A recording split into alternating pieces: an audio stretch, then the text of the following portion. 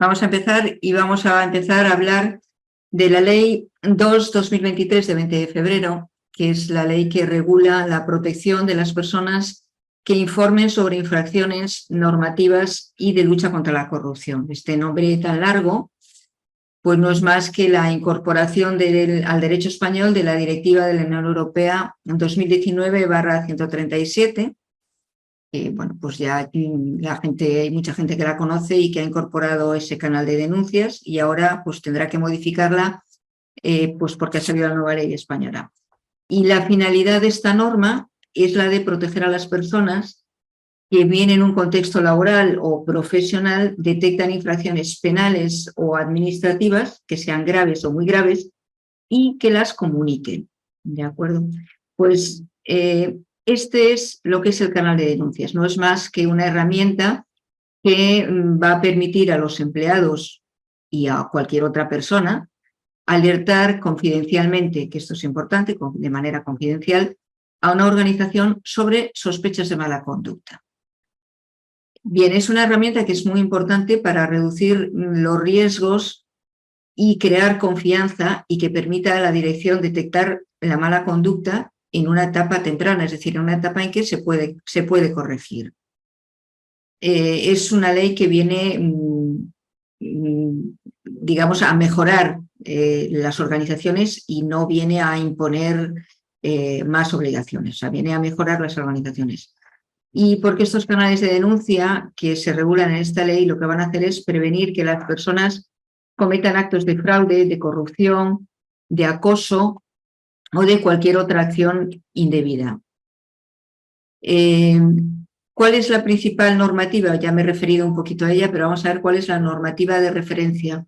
En primer lugar, 137. Sí, en primer lugar tenemos la directiva europea que me he referido antes, que es la relativa a la protección de las personas que informen sobre infracciones del derecho de la Unión. Luego tenemos la Ley Orgánica 3/2018, 5 de diciembre, de protección de datos personales, que efectivamente está muy unida con esta ley de protección de los informantes.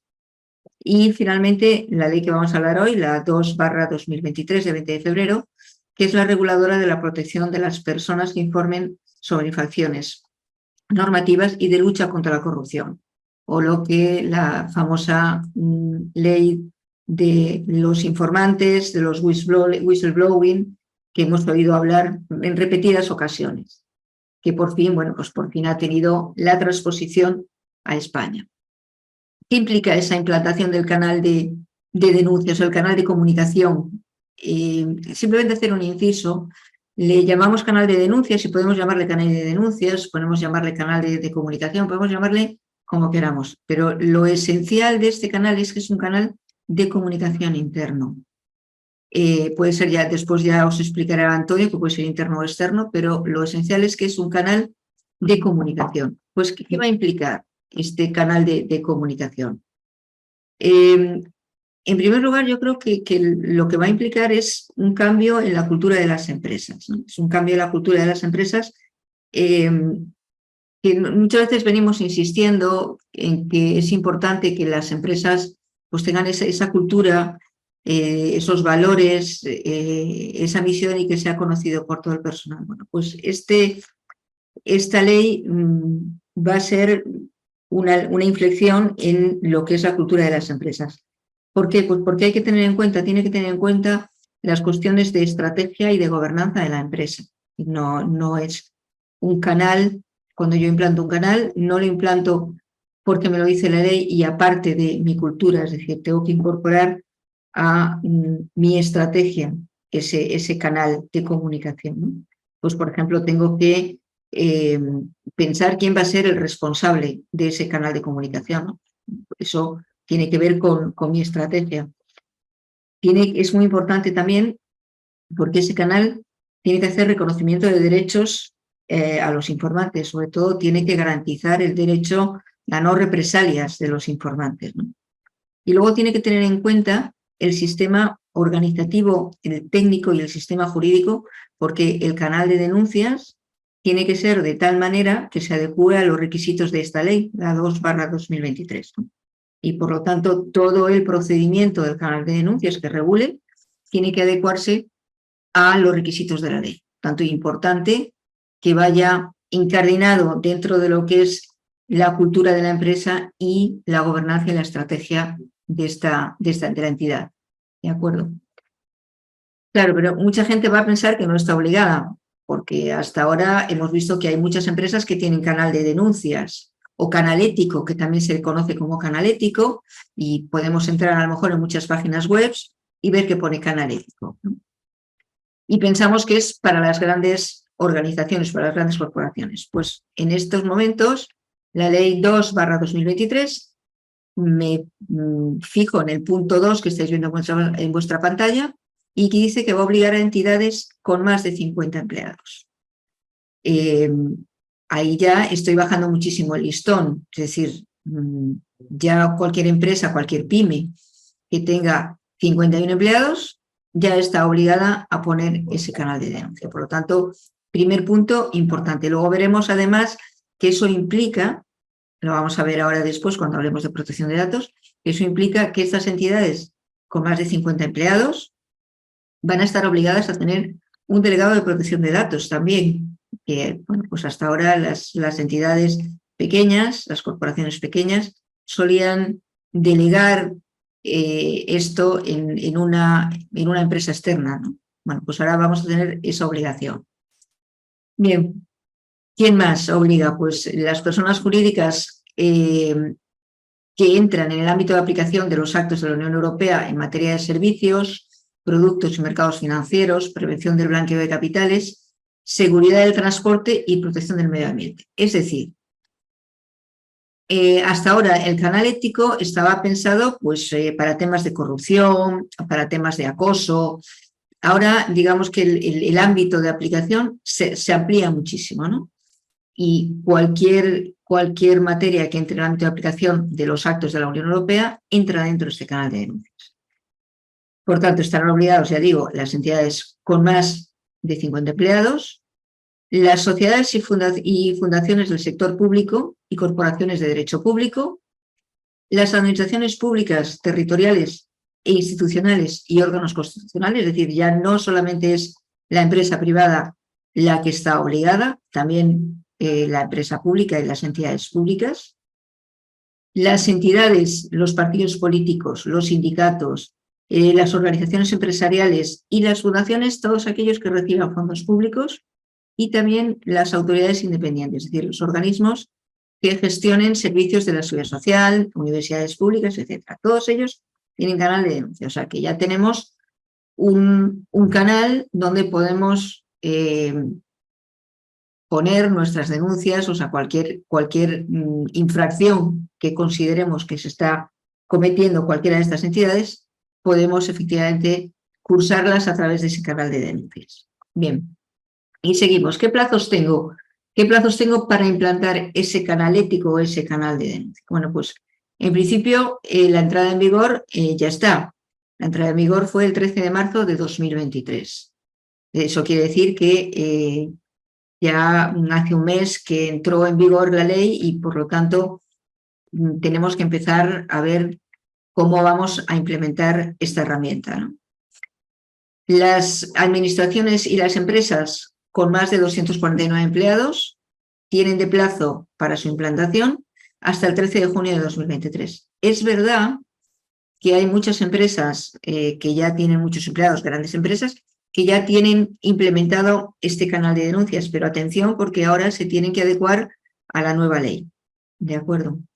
Entonces, es bueno, ahí hay un plazo, entonces es bueno que vayan viendo si sus canales de denuncia, sus canales éticos, concuerdan en todos los requisitos con la ley que se ha aprobado recientemente. Y por último, todas aquellas empresas que tengan menos de 249 empleados o aquellos municipios con menos de 10.000 habitantes tienen hasta el 1 de diciembre de 2023 para implementar ese canal de denuncias. Es decir, eso sería la excepción. Tanto todos los que van de 50 a 249 empleados tienen hasta el 1 de diciembre de 2023 para su implementación. Vamos a ver ahora el ámbito de protección. Especialmente vamos a ver de cuál es el ámbito material que cubre el canal de denuncias. Lo primero que implica es la obligación de comunicar a través del canal. ¿Y qué infracciones voy a comunicar a través del canal? Ya decía antes que efectivamente el ámbito de comunicación de esas infracciones se amplía muchísimo. Ya no es solamente infracciones laborales o infracciones relacionadas con el blanqueo de capitales, sino infracciones relacionadas con el derecho de la Unión Europea, por ejemplo, en contratación pública, en relación con productos y mercados financieros, en prevención de blanqueo de capitales, que efectivamente en este tema ya funcionaba, en financiación del terrorismo, pero también en seguridad de los productos, en protección del medio ambiente, en salud pública, en protección de la privacidad, en protección de la seguridad en redes, etc. Un segundo ámbito material lo tenemos en aquellas acciones u omisiones que puedan ser constitutivas de infracción penal o administrativa, cuando éstas sean graves o muy graves. Y también cualquier vulneración del resto del ordenamiento jurídico, siempre, en todos los casos, que afecten o menoscaben directamente el interés general y no cuenten con una regulación específica. Y por último, tenemos también hay que comunicar aquellas vulneraciones del derecho laboral en materia de seguridad y salud en el trabajo, que eso efectivamente se entiende sin perjuicio de la protección que establece la normativa específica. Pero bueno, esto lo mismo en el caso anterior, ¿no? En las acciones o omisiones que pueden ser constitutivas de infracción penal, no os olvidéis que tenemos otro cauce específico, es decir, que hay que ponerlo en conocimiento de la autoridad, independientemente, es decir, son acciones constitutivas de delito, la obligación de ponerlo en conocimiento de la autoridad, no solamente el canal de denuncias, pero en ese caso de que sean graves o muy graves y no lleguen a ser delitos que tenga que poner en conocimiento de la Fiscalía, lo voy a poner efectivamente a través de este canal de denuncias. Y la vulneración del derecho laboral también, ¿no? Por tanto, se le va a aplicar también a la prevención del acoso, así como a la prevención de riesgos laborales. Vamos a ver si consigo pasarlo. Y vamos a ver ahora el ámbito, hemos visto en la diapositiva anterior, el ámbito material de aplicación del canal de denuncias. Vamos a ver ahora cuál es el ámbito personal de aplicación del canal de denuncias. Es decir, ¿a quién protege el canal de denuncias? Bueno, pues a los empleados públicos y a cualquier trabajador por cuenta ajena. Pero no solamente a ellos, también a las personas que trabajen para o bajo la supervisión y dirección de contratistas, subcontratistas y proveedores. Los autónomos, quienes hayan finalizado su relación profesional con las entidades públicas y privadas, es decir, finalicé mi contrato y todavía me protege el canal de la ley, perdón. Quienes hayan participado en procesos de selección, los voluntarios, los becarios, el personal de información, todos ellos están protegidos como informantes por ese canal de denuncias, ¿no? Por la ley. También quienes en el marco de la organización presten asistencia a los informantes. Fijaros que puede ser un empleado, por ejemplo, un empleado que tiene conocimiento de un hecho que puede ser constitutivo de infracción o que tiene que poner en conocimiento de la dirección y utiliza ese canal. Bien, pues esa persona normalmente se lo comunica pues, o a otro empleado o a un superior directo. Bien, pues esa otra persona que participa también en ese proceso de comunicación también estará protegido, ¿de acuerdo? Porque presta asistencia al informante, ¿no? Las personas del entorno del informante que pudieran sufrir represalias, ¿no? Por ejemplo, un compañero, un familiar. Todas esas personas también están protegidas o deben estar protegidas por este canal de denuncias. Los accionistas y las personas del órgano de administración de una empresa también están protegidas. Y las personas jurídicas para las que trabaje o con las que mantenga cualquier otro tipo de relación, siempre en un contexto laboral, ¿de acuerdo? o en las que ostente una participación significativa, por ejemplo, un accionista. ¿De acuerdo? Bien. Como os decía antes, la ley 2/2023 de 20 de febrero, esta ley que estamos hablando, tiene también connotaciones con respecto a la protección de datos personales y así lo regula en el título 6 de la ley. Fijaros que el régimen de protección de datos personales va a ser aplicado en esta ley que os comentaba antes, que efectivamente vamos a tener que nombrar un delegado de protección de datos. Si ya tenemos un delegado de protección de datos, ¿qué pasa? ¿Que tenemos que nombrar otro delegado de protección de datos? No, no hace falta. Si ya tenemos un delegado de protección de datos, efectivamente, pues podemos nombrarlo también como delegado de protección de datos para todas las acciones relativas al canal. Pues esta afección legislativa tiene que ver con el Reglamento General de Protección de Datos, el 2016, con la Ley Orgánica 2018 de Protección de Datos y Garantía de los Derechos Digitales y con la Ley Orgánica 7/2021 de Protección de Datos Personales, tratados para fines de prevención, detección, investigación y enjuiciamiento de infracciones penales y de ejecución de sanciones penales, y en el título que estamos viendo, que es el título 6 de la ley. Este título 6 habla en su articulado del 29 al 34 de la licitud del tratamiento de datos personales de ese informante, es decir, esa persona que comunica a través del canal una infracción, se le va a hacer un tratamiento de datos personales y ese tratamiento es lícito, que lo dice la ley, ¿no?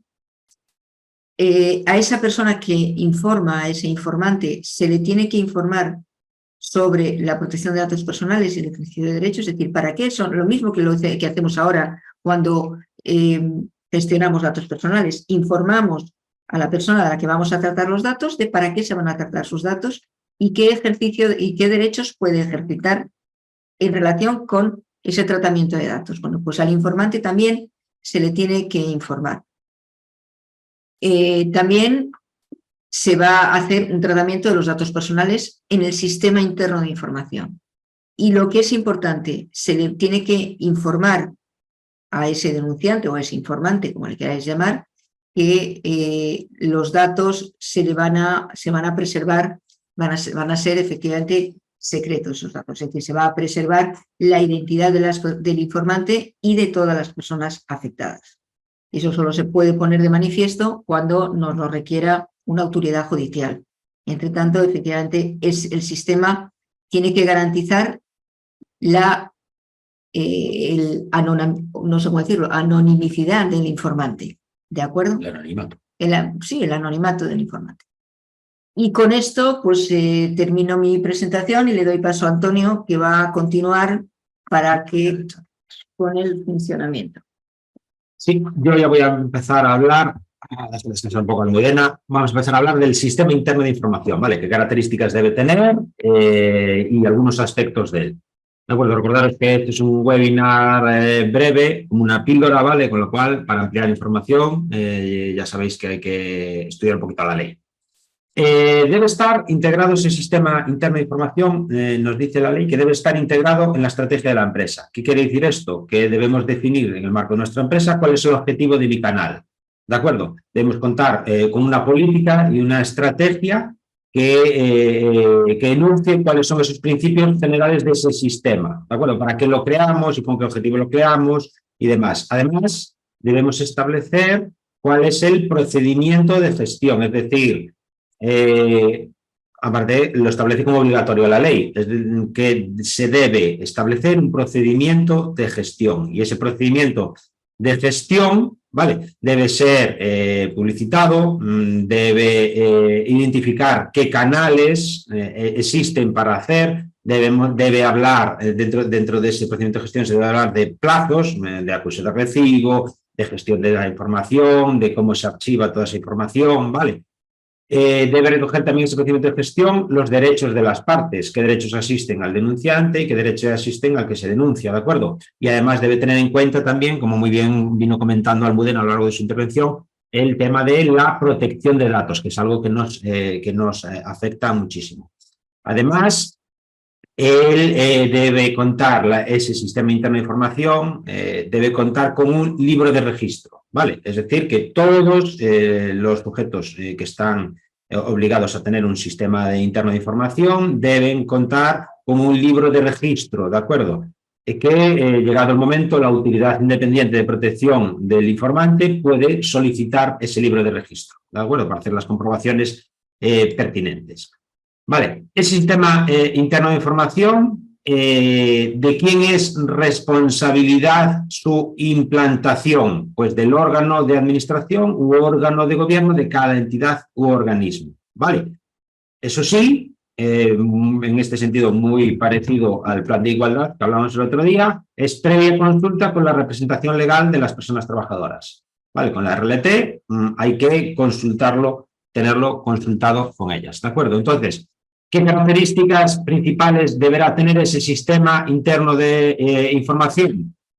Vale, primero, permitir a todas las personas, las que estaban referidas en el artículo 3 que comentaba Almudena, vale, comunicar información sobre las infracciones previstas en el marco de la ley.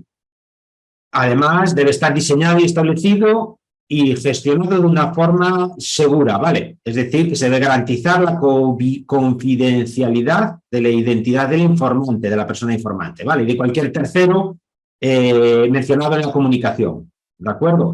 Debe permitir la presentación de comunicaciones por escrito o verbalmente o de ambos modos.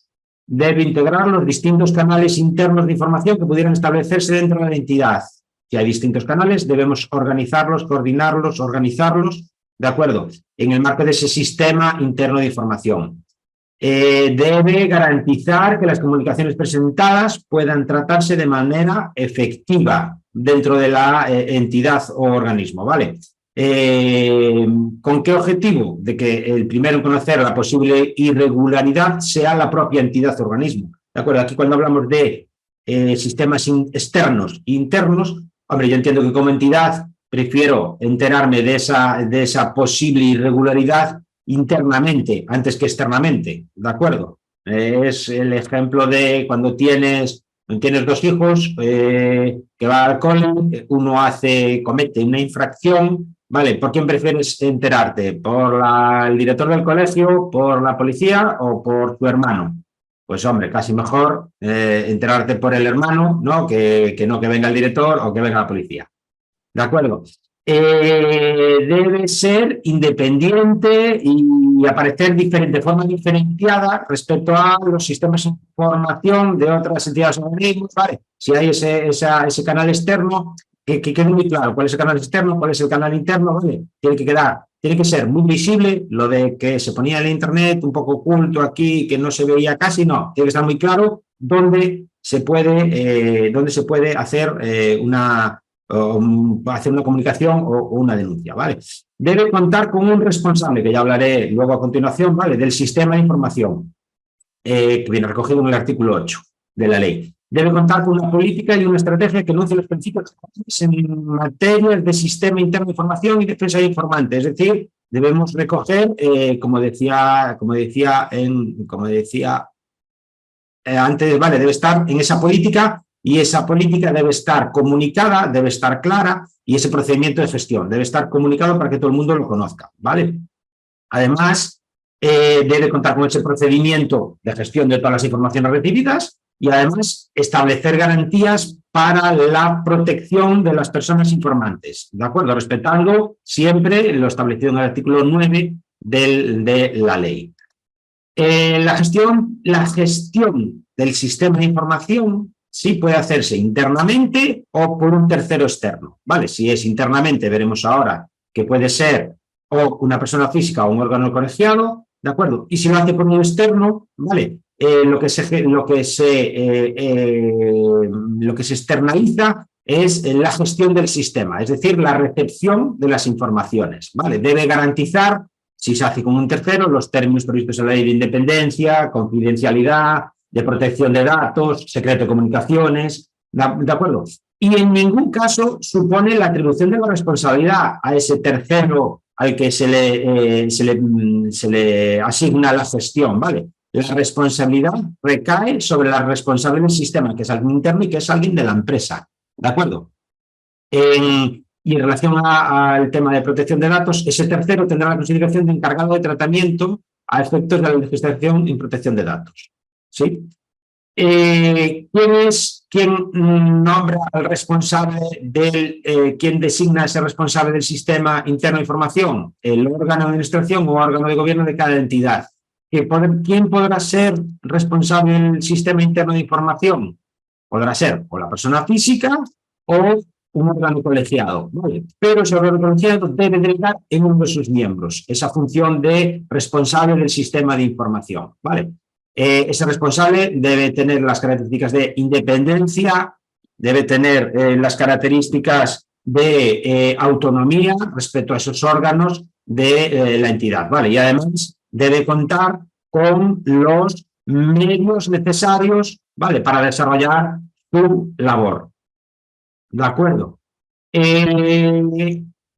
Dentro del procedimiento de gestión de las informaciones recibidas, ¿vale?, el órgano de administración u órgano de gobierno de cada entidad o organismo, ¿vale?, va a aprobar el procedimiento de gestión, ¿de acuerdo? Ese procedimiento de gestión responderá por lo menos al siguiente contenido mínimo, ¿de acuerdo? Y cumplirá una serie de principios, ¿vale? Debe identificar el canal o canales internos de información a los que se asocian. Ese procedimiento debe estar vinculado a una serie de canales internos e identificarlos muy bien. Debe incluir la información clara y accesible sobre todos los canales, ¿vale? La comunicación se debe conocer muy bien, ¿de acuerdo? Todos los canales, tanto externos como internos. Debe enviar un acuse de recibo de la comunicación al informante. ¿Qué plazo se tiene para esto? 7 días, ¿de acuerdo? Salvo que esa comunicación pueda poner en peligro la confidencialidad de la comunicación, con lo cual, si no nos ajustamos a esos 7 días, habría que justificar por qué, ¿de acuerdo?, por qué no los cumplimos. Ese procedimiento debe establecer un plazo máximo para dar respuesta a las actuaciones de investigación, ¿vale? Ese plazo de actuación no debe superar los 3 meses, ¿de acuerdo? En caso de que sea un caso de especial complejidad, podría ampliarse ese plazo en otros 3 meses, ¿de acuerdo?, adicionales. Debe contemplar también la previsión de la posibilidad de mantener comunicación con el informante si lo considera necesario para solicitar más información, ampliar información adicional, ¿de acuerdo? Debe prever también el establecimiento de los derechos que tiene la persona afectada a que se le informe de las acciones o omisiones que se le atribuyen, ¿vale? Y a ser oída en cualquier momento, ¿vale? La comunicación mismo, en tiempo y forma que se considera adecuado para garantizar que la investigación llega a buen término. Garantizar la confidencialidad, ¿de acuerdo?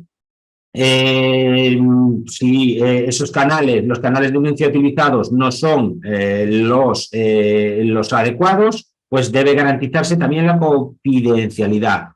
Debe tener respeto por la presunción de inocencia y el honor de las personas afectadas, ¿de acuerdo? Es decir, hay unas leyes, como comentaba mi compañera Almudena, que nos afectan, que afectan a esta legislación, ¿vale?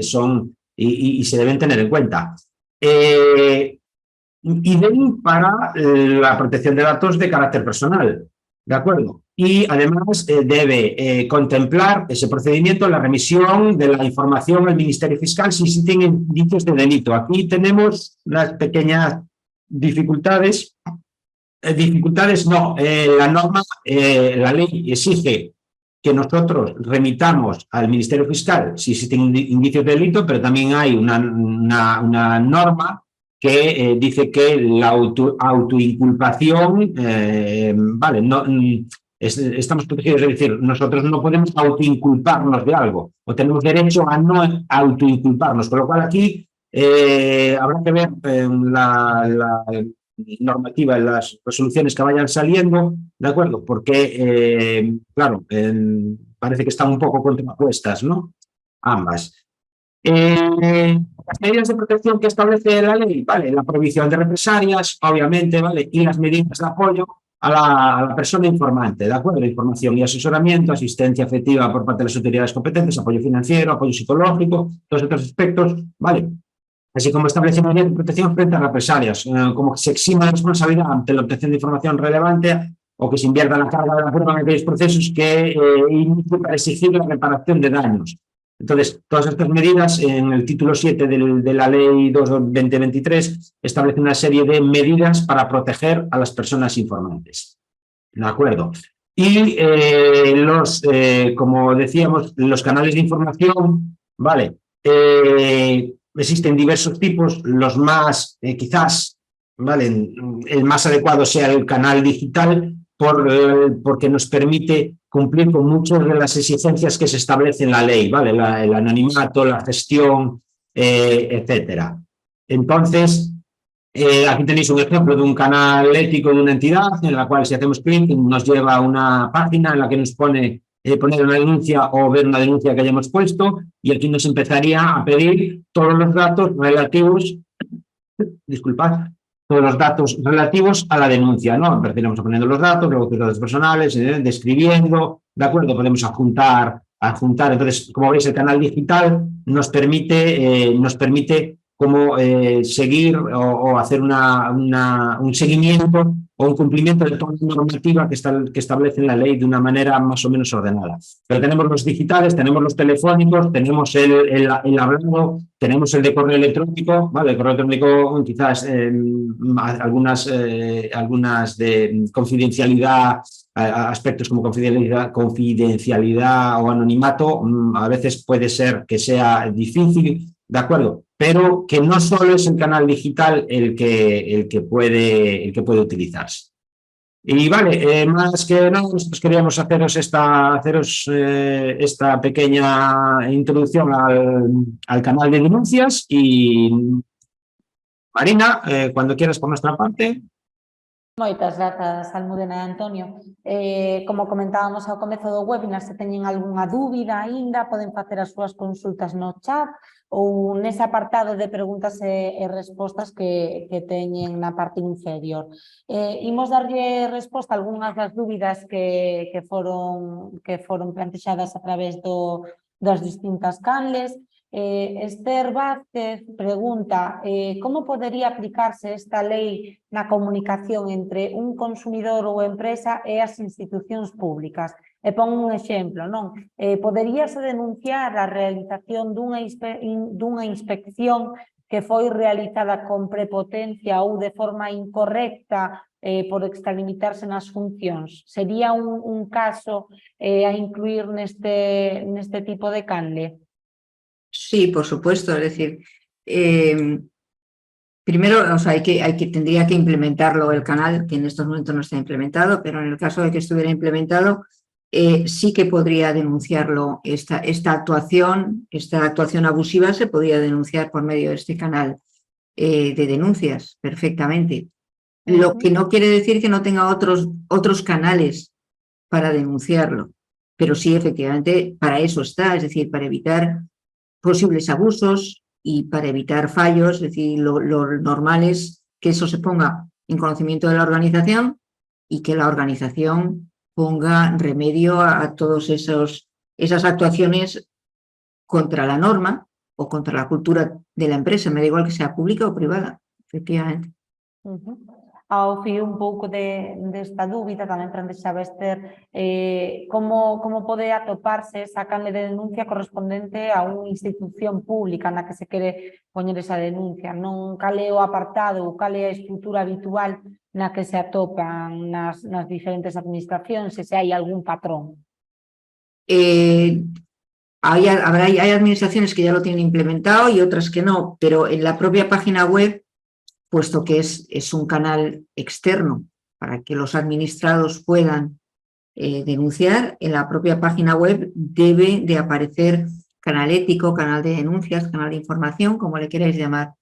Y a partir de ahí yo creo que Antonio ha puesto un ejemplo, no es una administración pública, ha puesto un ejemplo de una entidad privada que lo tiene implementado desde que estuvo vigente la directiva, desde 2016, y es un ejemplo claro y muy sencillo, muy simple de cómo se puede implementar ese canal, es decir, cómo puede la gente acceder a ese canal de denuncias, ¿no? Cuidado porque tenemos que ver, hay que ver a las personas protegidas y los que no están protegidos. En principio, la protección es muy amplia, pero no todo el mundo está protegido. Entonces, es importante conocer en la ley qué personas están protegidas y qué personas no. En el caso de la administración, evidentemente, los administrados lo están, ¿no? Pero bueno, eso es cuestión de ver qué administraciones ya lo han implementado y qué otras no lo han implementado. Muchas de ellas ya lo tienen implementado, no lo tienen adecuado a la nueva ley, pero sí totalmente adecuado a la directiva anterior, porque eso es de obligatorio cumplimiento. Perfecto. Nos preguntan tamén no caso dunha denuncia verbal, que tipo de acuse de recibo se daría?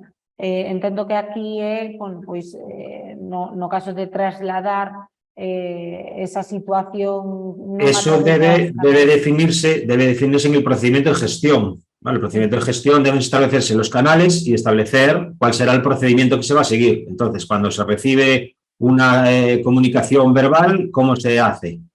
Y ese procedimiento tiene que estar establecido, esos pasos deben estar establecidos en el procedimiento de gestión de las informaciones recibidas, el artículo 9 de la ley. Perfecto. Es decir, hay una manera que puede ser de las denuncias verbales que se graben. Entonces sería efectivamente por la grabación, pero como muy bien ha dicho Antonio, eso tiene que estar en el procedimiento y tiene que contemplarlo, porque tiene que dar garantías. De acuerdo. Sí, ao fío un pouco desas garantías, tamén Adriana facía unha consulta respecto ao anonimato, non cando se entrega esta canle, como se garantiza o anonimato no caso de que se realice a través de correo electrónico? Vamos a ver, hay muchas herramientas, bueno, hay muchas no, todavía hay pocas, pero hay herramientas de gestión ya para canales de denuncias. Esas herramientas pueden garantizar el anonimato. Si efectivamente tú lo haces por medio de un correo electrónico, pues es más arriesgado el anonimato. Tú date cuenta que el anonimato es frente a terceros. Si yo mañana denuncio en ese canal de denuncias, pues no sé, una conducta impropia, por ejemplo, un abuso, ¿no? Un abuso y me escondo y no digo quién soy. Claro, piensa que también están protegidas las personas a las cuales se les denuncia. Porque si no, esto pues puede ser una bicoca. Tú me caes mal, yo cojo y te denuncio, te meto en el canal de denuncias y te digo pues que me estás acosando sexualmente, por ejemplo. Bueno, pues ese canal de denuncias tiene que garantizar el anonimato no solamente de la persona que denuncia, sino también a la persona a la que denuncian. Por tanto, ese anonimato se refiere a terceros, porque si yo quiero gestionar efectivamente esa denuncia, ese comportamiento, tendré que oír a las personas y tendré que ver, por eso esta ley lo que hace es garantizar que no va a haber represalias frente a los informantes. Entonces, si lo hago a través de correo electrónico, pues complicado porque terceros pueden enterarse de que yo he mandado ese correo. Pero si tengo un sistema que lo tengo blindado de manera que solamente llega a esas personas a las que debe de llegar y que está regulado en el procedimiento del canal de denuncias, pues entonces garantizo mi anonimato. Es como si yo mañana voy a la policía o al Ministerio Fiscal y denuncio una conducta constitutiva de delito. Puedo colgar el teléfono y decir, oiga, que en la calle tal se está cometiendo un robo. Muy bien, pero lo normal es que yo cuando pongo una denuncia de mi nombre. ¿Por qué? Pues porque tiene que haber una investigación. ¿Pero qué es lo que me van a garantizar? Pues que lo que me van a garantizar es que mi denuncia va a ser anónima. Es decir, que al tercero que yo he denunciado no se lo voy a decir, oye, mira, te ha denunciado Almudena. Bueno, pues esto es lo mismo, ¿de acuerdo? Por eso es de garantías de los informantes. Vale, perfecto. Sobre tamén un pouco ao fío do anonimato, pero xa noutra liña, comenta Silvia Gómez que se o canal de denuncias pode unificarse tamén coa canle de igualdade, porque ten entendido que justamente a canle de igualdade non permite esas denuncias anónimas, entón, bueno, entende que terán que ser canles diferentes. Vamos a ver, la ley lo que dice y lo que recomienda es la integración de todos los canales en uno solo. Y es lo que está recomendando, la integración de todos los canales, externos e internos. No quiere decir que yo no pueda tener 20 canales, puedo tener los que me dé la gana, pero tengo que integrarlos para garantizar, efectivamente, para garantizar esa protección del informante. Si yo puedo tener un canal exclusivamente para las denuncias referidas al plan de igualdad, pero puedo tener otro canal pues referidas a las denuncias que me pueden hacer los proveedores o los clientes con respecto, pues si cumplo o incumplo la normativa sanitaria o la normativa de medio ambiente. Pero al final lo tengo que integrar en un solo canal y va a haber un solo responsable y un tratamiento y un procedimiento. Y ese procedimiento tengo que ponerlo en conocimiento de mis empleados y decir cómo van a ser tratadas estas denuncias. ¿De acuerdo? Pero sí, tienen que estar integrados. O sea, la ley lo que habla es de integrar todos los canales, aunque tenga 20. Vale, moitas grazas, Almudena. Tamén falando un pouco, enlazando, non, sobre os responsables destes canles, comenta Marta Ler que os responsables establece que pode ser unha persoa física ou un órgano colexiado. Pregunta se podemos dicir algún exemplo deste último caso, non, dun órgano colexiado. Sí, vamos a ver. En estos momentos, si tenemos un sistema de compliance y tenemos un delegado, tenemos bueno, pues normalmente va a recaer ahí. Si no, puede recaer en un órgano de administración. Y ese órgano de administración puede ser individual o puede ser colegiado, por ejemplo, puede ser consejeros delegados, sería un órgano colegiado, ¿no? Pues el órgano del consejo, el órgano de dirección, podría ser perfectamente, podría recaer en ellos. Vale, perfecto. Tamén enlazando un pouco co tema do delegado de protección de datos, Fátima Boa ten varias dúbidas respecto a esta figura, non? Ela comenta que, bueno, indicábamos que era obligatorio ter un delegado de protección de datos para todas as entidades que implementen unha canle de comunicación interna. Entón, pregúntase só para as que teñen unha canle interna ou só aquelas que o fagan de forma externa, se hai diferencia. Vamos a ver, todas las entidades que están obligadas a tener un canal interno, una cosa es que yo esté obligada a tener un sistema interno de comunicación y otra cosa es que la gestión de ese sistema interno de comunicación se lo ceda a una persona externa. Pero yo, si tengo más de 50 trabajadores, estoy obligada a tener un sistema interno de comunicación, que lo puedo gestionar yo o lo puede gestionar otra entidad, pero estoy obligada a tenerlo. No sé si me explico. Es decir, yo, si tengo más de 50 trabajadores, estoy obligada a disponer un sistema interno de comunicaciones. Ese sistema interno de comunicaciones lo puedo gestionar desde la empresa o puedo encargar a un tercero que me lo gestione. Pero si estoy obligada, tengo que tener ese delegado de protección de datos, que lo puede tener quien lo gestione.